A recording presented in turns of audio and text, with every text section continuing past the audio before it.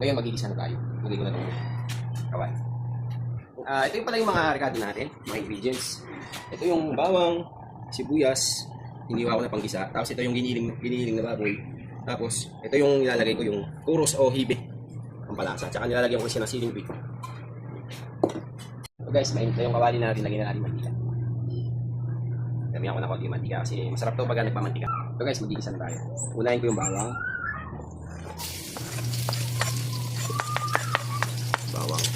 Kaya ko lang medyo maluto na konti mag-brown siya. Bilis lang ito kasi malakas yung apoy natin. Kaya lagay ko na yung sibuyas. Sibuyas. Lagay ko na konti.